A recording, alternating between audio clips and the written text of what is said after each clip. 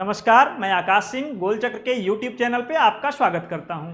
हम लोगों का उत्तर प्रदेश स्पेशल का जो सीरीज चल रहा है, आज उसमें हम लोग मुख्य रूप से उत्तर प्रदेश के प्रमुख नदियों और नदी तंत्र के बारे में अध्ययन करेंगे। तो मैंने जो ये चैप्टर बनाया है, इसमें सिर्फ उत्तर प्रदेश की नदियों को नहीं लिया, क्योंकि अगर हम गंगा नदी तंत्र और यमुना नदी तंत्र को पूरा कंप्लीट पढ़ ले जाएं तो ये हमारे ज्योग्राफी इन्वायरमेंट का पार्ट भी कवर करेगा और इससे यूपी स्पेशल का भी पार्ट जो है कवर हो जाएगा। तो आइए हम लोग आज गंगा नदी तंत्र को सबसे पहले समझेंगे, जिससे कि हमारा यूपी से रिलेटेड क्या क्या प्रश्न आता है वो भी देखते जाएंगे और फिर यमुना नदी तंत्र को देखेंगे। ठीक, तो यहाँ पे सबसे पहले हम लोग गंगा नदी तंत्र के बारे में देख लेते हैं कि गंगा नदी का उद्गम जो है ये कहाँ से होता है, तो गंगोत्री हिमनद से होता है।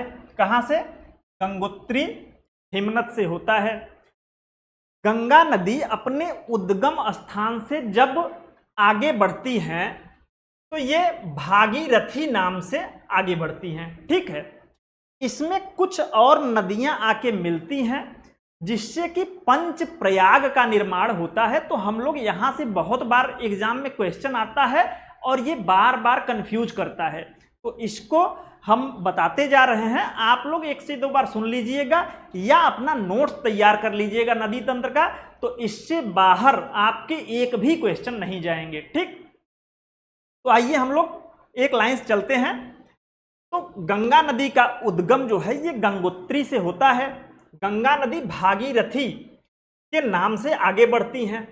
भागीरथी में एक नदी आती है जिसका नाम है अलकनंदा नदी। ये बहुत इंपॉर्टेंट नदी है, ये देख सकते हैं, ये अलकनंदा नदी है। ठीक,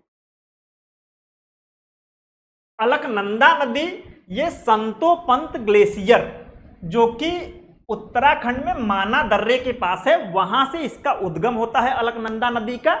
और ये नदी आके जहां पे भागीरथी नदी में मिलती है, यहां पे सबसे प्रमुख प्रयाग बनता है जिसे देव प्रयाग कहा जाता है।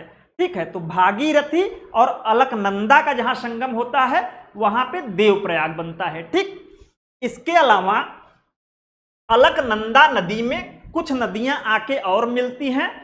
तो यहां पर हम लोग देखते हैं धौली गंगा नदी जहां पे आके मिलती है, यहां पे विष्णु प्रयाग का निर्माण होता है। ठीक है, तो धौली गंगा और अलकनंदा जहां पे मिलती है वहां पे विष्णु प्रयाग।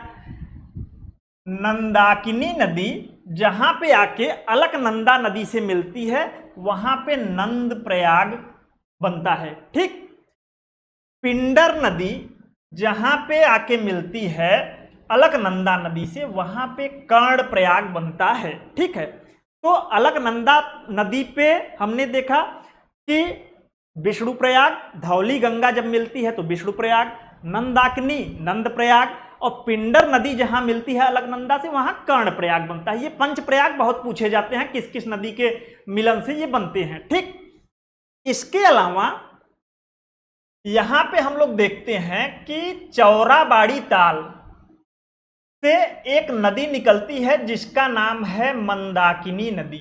ठीक है, चौराबाड़ी ताल से मंदाकिनी नदी निकलती है और ये मंदाकिनी नदी जहां पे आके अलकनंदा नदी में मिलती है वहां पे बनता है रुद्रप्रयाग।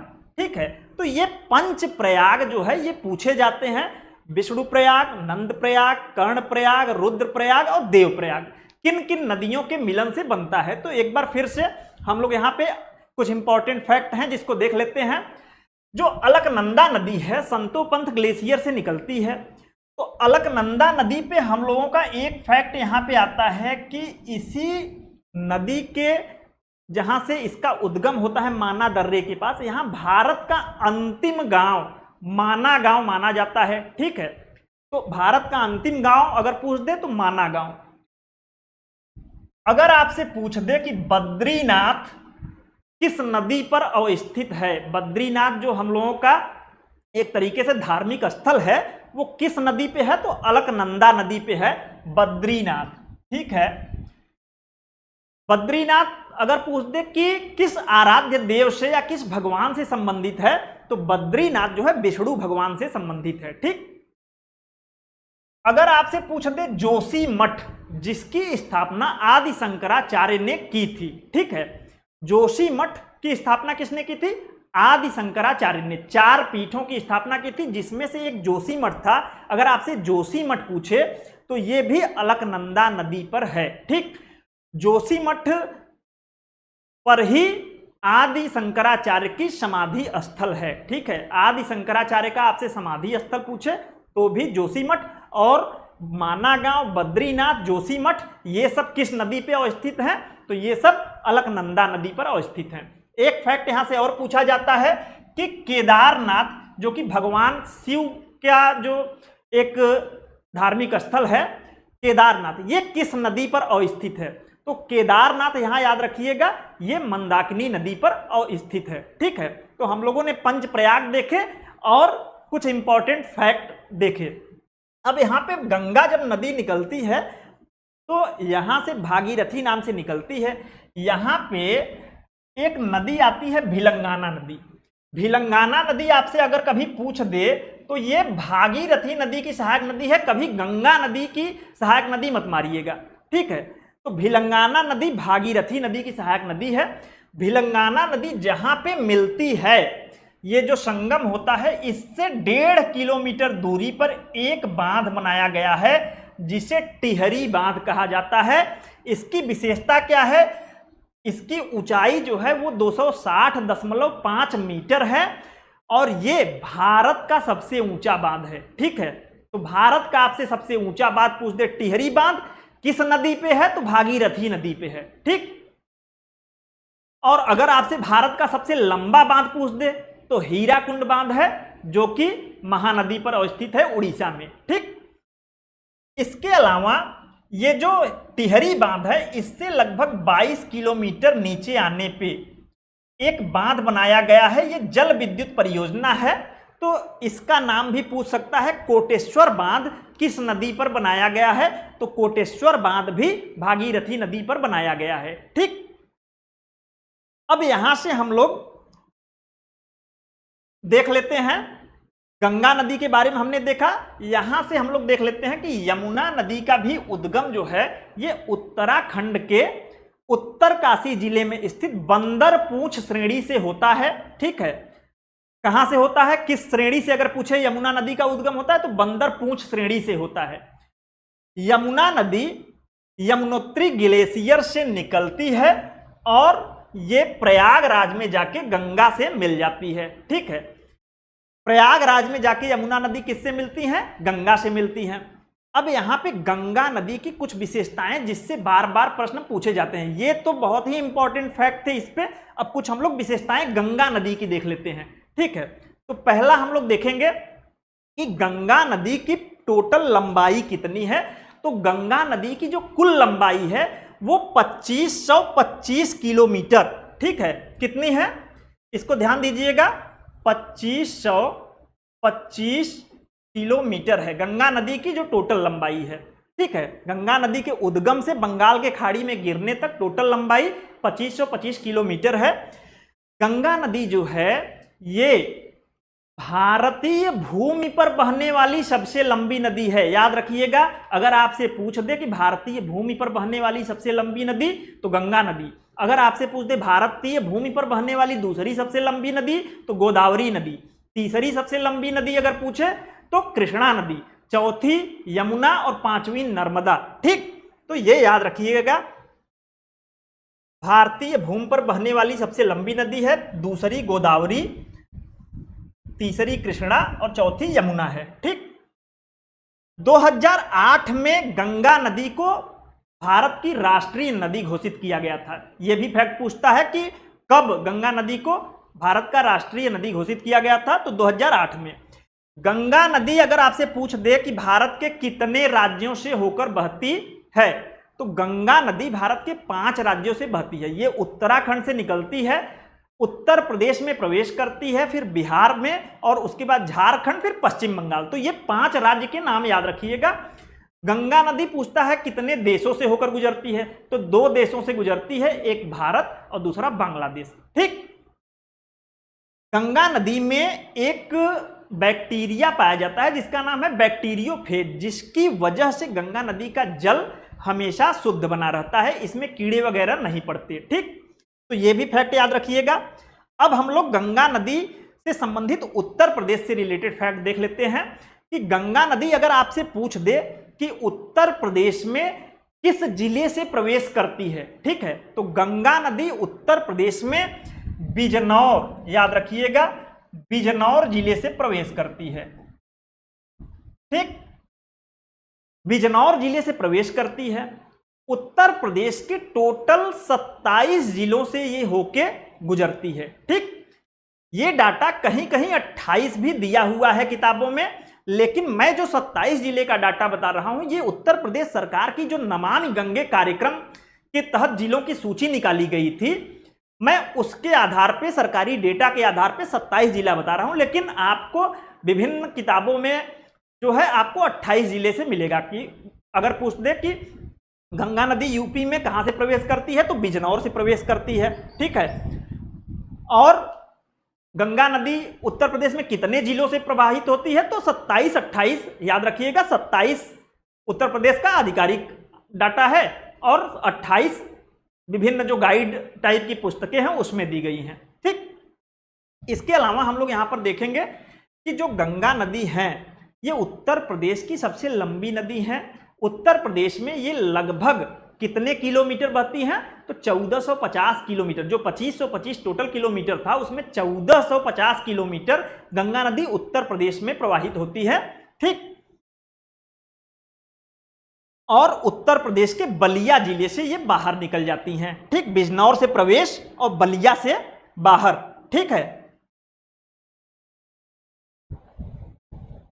आइए अब हम लोग गंगा नदी तंत्र का जो सेकेंड पार्ट है अब इसको देखते हैं। यहां से यूपी से रिलेटेड चीजें और गंगा नदी तंत्र से रिलेटेड चीजें सारी हम लोग कवर करते चलेंगे।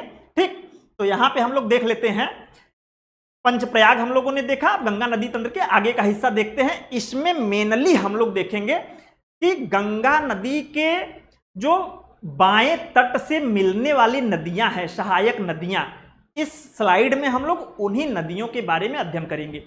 आप लोग जानते होंगे कि नदी जिस दिशा में प्रवाहित होती है, अगर उस दिशा में मुंह करके खड़ा हो जाइए तो आपका जो बायां पक्ष होता है वो नदी का बायां और आपका जो दाहिना पक्ष होगा वो नदी का दाहिना, यानी कि ये गंगा नदी का दायां हो जाएगा और ये बायां हो जाएगा। अब हम लोग बाएं तट से मिलने वाली नदियों को देखेंगे एक एक करके। तो हम लोगों ने ऊपर का देख लिया था अलकनंदा मंदाकिनी के बारे में। अब यहां से हम लोग जो पहली नदी बाएं तट से अगर आपसे पूछ दे, अच्छा एक फैक्ट पिछले स्लाइड का और याद रख लीजिएगा कि गंगा नदी हरिद्वार के बाद मैदानों में प्रवेश करती है और तब से उसे गंगा के नाम से जाना जाता है, जहां से मैदान में प्रवेश करती है। ठीक, तो अब हम लोग देखेंगे गंगा नदी के बारे में। पहला, अगर आपसे पूछे बाएं तट से मिलने वाली पहली नदी गंगा में की सहायक नदी कौन सी है, गंगा के बाएं तट से मिलने वाली गंगा की पहली सहायक नदी, तो याद रखिएगा रामगंगा नदी है। ठीक है, कौन सी नदी है, रामगंगा नदी। रामगंगा नदी की खासियत क्या है, इसका उद्गम याद रख लीजिए कि दूधा टोली श्रेणी जो है ये नैनीताल के पास है, पौड़ी गढ़वाल जिले में। तो दूधा टोली श्रेणी से रामगंगा नदी निकलती है।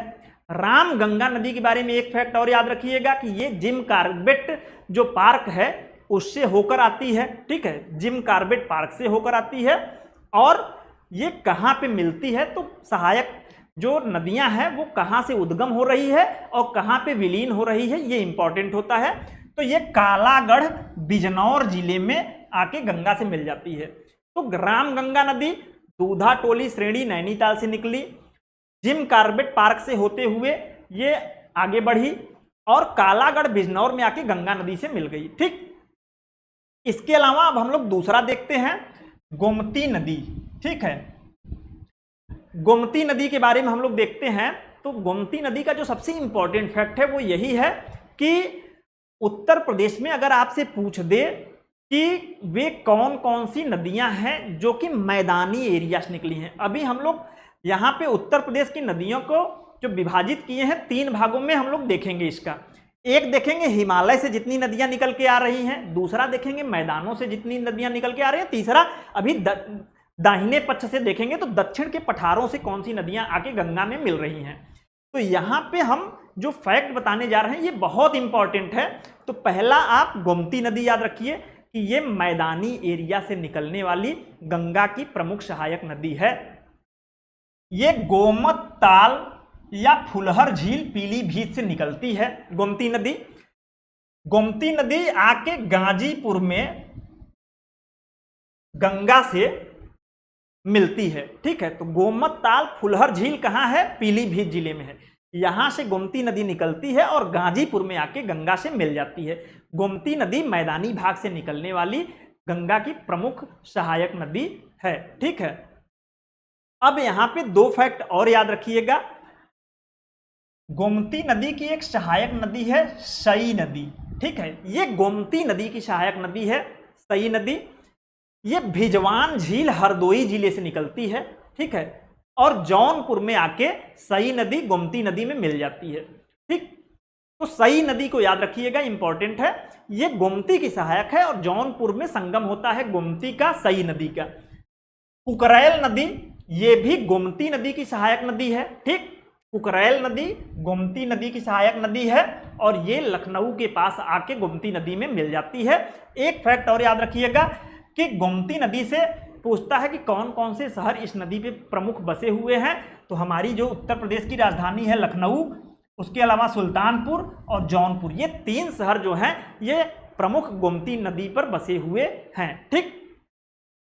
इसके बाद हम लोग आते हैं अगला। यहां से अगर आपसे यूपी से रिलेटेड पूछ दे कि कौन कौन सी नदियां हैं जो मैदानी भागों से निकली हैं, तो पहला गोमती नदी, दूसरा सई नदी, ये भी मैदानी भाग से निकला है भिजवान झील हरदोई जिले से, ठीक। इसके अलावा एक नदी और है वरुणा नदी जो कि प्रयागराज से निकलता है और वाराणसी में जाके गंगा से मिल जाता है। ये वरुणा नदी के नाम पर ही, वरुणा और 80 नदियों के संगम पे वाराणसी बसे होने के कारण ही इसका नाम वाराणसी पड़ा था। तो वरुणा नदी भी अगर आपसे उत्तर प्रदेश में पूछ दे कौन कौन सी प्रमुख नदियां हैं जो मैदानी भागों से निकली है, तो गोमती नदी, सई नदी और वरुणा नदी, ठीक। अब यहां पे हम लोग देखते हैं घाघरा नदी तंत्र, ठीक है। घाघरा नदी जो है ये मापचा चुंग हिमनद तिब्बत से निकलती है। कहां से? मापचा चुंग हिमनद। घाघरा नदी ये मापचा चुंग हिमनद से निकलती है और छपरा में आके गंगा से मिल जाती है, ठीक। घाघरा नदी को नेपाल में कर्नाली नाम से जाना जाता है, जबकि अयोध्या में इसी घाघरा नदी को सरयू नदी के नाम से जाना जाता है, ठीक। तो यहां पे ये ध्यान दीजिएगा, मापचा चुंग हिमनद से निकलती है, छपरा में जो है मिल जाती है गंगा से, इसे नेपाल में कर्नाली नाम से और अयोध्या में सरयू नाम से जाना जाता है। इसकी प्रमुख सहायक नदी है शारदा नदी, ठीक है। घाघरा की प्रमुख सहायक नदी आपसे पूछ दे तो शारदा नदी है। शारदा नदी जो है ये ब्रह्मघाट बाराबंकी के पास, ठीक है, ब्रह्मघाट बाराबंकी के पास आके घाघरा नदी से मिल जाती है। तो याद रखिएगा शारदा नदी अगर पूछ दे कहां पे मिलती है तो ब्रह्मघाट बाराबंकी के पास, ठीक। शारदा नदी के बारे में और जान लीजिए कि जब ये निकलती है तो इसे नेपाल में जो प्रारंभ में कहा जाता है काली गंगा या गौरी गंगा के नाम से जाना जाता है, ठीक है। शारदा नदी उत्तर प्रदेश के पीलीभीत जिले और नेपाल के बीच प्राकृतिक सीमा रेखा का निर्धारण करती है। इंपॉर्टेंट फैक्ट है, याद रखिएगा। अगर पूछ दे आपसे कौन सी नदी पीलीभीत और नेपाल के बीच सीमा बनाती है तो शारदा नदी, ठीक। अगर आपसे पूछ दे कौन सी नदी सांप की तरह टेढ़ी मेढ़ी चलती है तो उसका आंसर भी होगा शारदा नदी, ठीक। आगे हम लोग देखते हैं घाघरा नदी तंत्र हम लोग पढ़ रहे थे, तो घाघरा की एक सहायक नदी हमने देखा शारदा। शारदा के बाद हम लोग देखते हैं इसकी घाघरा की एक और सहायक नदी है जिसे राप्ती नदी कहते हैं। ये राप्ती नदी जो है ये गोरखपुर से होके बहती है अगर आपसे कभी पूछ दे कि गोरखपुर शहर उत्तर प्रदेश का किस नदी के तट पे है, तो इसी राप्ती नदी के तट पे है। और राप्ती नदी अगर पूछे तो घाघरा की सहायक नदी है। तो ये शारदा और राप्ती ये दोनों ही घाघरा की सहायक नदियां हैं और राप्ती नदी पे ही गोरखपुर बसा हुआ है। ये देवरिया के पास जो है बरजह नामक स्थान पे आके घाघरा नदी में मिल जाती है और घाघरा नदी अंत में छपरा में मिल जाती है। इसके अलावा उत्तर से जो बाएं साइड से गंगा के मिलने वाली नदियां हैं, इसमें एक है गंडक नदी। गंडक नदी को देख लीजिए। गंडक नदी का उद्गम जो है नेपाल के धौलागिरी पर्वत श्रृंखला से होता है। नेपाल के धौलागिरी से गंडक नदी जो है इसे नेपाल में नारायणी नाम से जाना जाता है, जबकि भारत में इसे गंडक के नाम से जाना जाता है। ठीक है। और ये सोनपुर हाजीपुर के पास आके बिहार में, सोनपुर हाजीपुर के पास बिहार में ये गंगा नदी मिल जाती है, गंडक नदी। गंडक नदी की जो है उद्गम याद रखिए कहाँ मिलती है, सोनपुर हाजीपुर। ये सोनपुर हाजीपुर जहां मिलती है इसी को हरिहर क्षेत्र के नाम से जाना जाता है। ठीक। इसके अलावा याद रखिएगा कि ये जो गंडक नदी है ये अपने उद्गम से जब निकलती है तो ये उत्तर प्रदेश और बिहार के बीच सीमा बनाती है।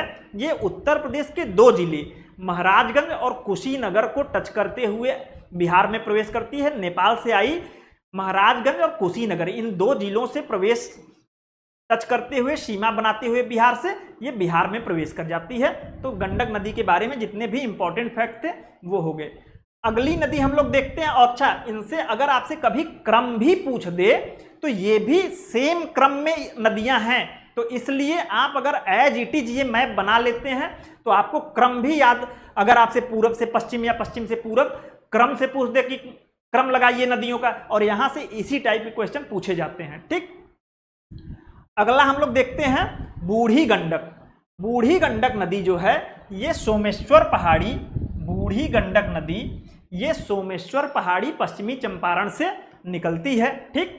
कहाँ से निकलती है? सोमेश्वर पहाड़ी पश्चिमी चंपारण जिले से निकलती है और ये आके गंगा में, बूढ़ी गंडक नदी अगर आपसे पूछ दे कहाँ मिलती है तो याद रखिएगा खगड़िया जिले में ये गंगा से मिल जाती है, बिहार के खगड़िया जिले में।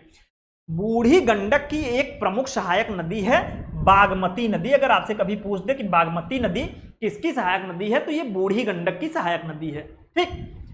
इसके अलावा कोसी नदी, कोसी नदी जो है ये गोसाई थान जो है स्थान है नेपाल में, वहां से निकलती है। कोसी नदी ये 7 नदियों से मिलके एक धारा निकलती है, वहां से जो धारा बन के आती है सतकोसिया कहते हैं इसको, इसीलिए इसका नाम कोसी नदी पड़ा है। 7 नदियों की धारा के संगम से कोसी नदी कहां से निकली है? नेपाल के गोसाई थान नामक स्थान से।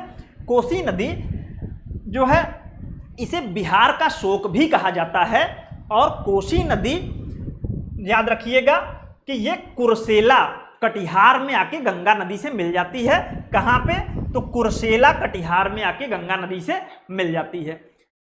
इसके अलावा अगर आपसे कभी पूछ दे कि जैसे रामगंगा के बारे में मैंने बताया कि गंगा से मिलने वाली ये पहली सहायक नदी है बाएं तट से, जबकि इसके पहले जितनी नदियां मिली थी वो भागीरथी नदी से मिली थी। ठीक है। तो गंगा से मिलने वाली पहली सहायक नदी रामगंगा थी। और बाएं तट से अगर आपसे पूछ दे कि गंगा से मिलने वाली या गंगा की बाएं तट पे सबसे अंतिम सहायक नदी या सबसे पूर्वी सहायक नदी कौन सी है, तो आप याद रखिएगा नाम महानंदा नदी है। ठीक। महानंदा नदी ये दार्जिलिंग की पहाड़ियों से निकलती है महानंदा नदी और बिहार के कुछ जिलों से होते हुए किशनगंज कटिहार और ये पश्चिम बंगाल में प्रवेश करती है और पश्चिम बंगाल से ये बहते हुए बांग्लादेश में जाके गोदागाड़ी नामक स्थान पर बांग्लादेश में ये गंगा नदी से मिल जाती है। ठीक। महानंदा नदी की एक सहायक नदी है मेची नदी। चूंकि ये चर्चा में है इसलिए इसको भी याद रखिएगा कि मेची नदी महानंदा नदी की सहायक नदी है, क्योंकि बिहार में एक नदी जोड़ो परियोजना के तहत जो है इसको कोसी मेची लिंक परियोजना को स्वीकृति प्रदान की गई है, जिस पे काम चालू है। तो ये है कोसी नदी और मेची नदी। तो मेची नदी महानंदा की सहायक नदी है। ठीक है। तो यहां पे ये याद रखिएगा। तो ये आज हम लोगों का जो है गंगा नदी तंत्र का एक तरीके से उत्तर प्रदेश के मैपिंग के साथ हम लोगों ने देखा।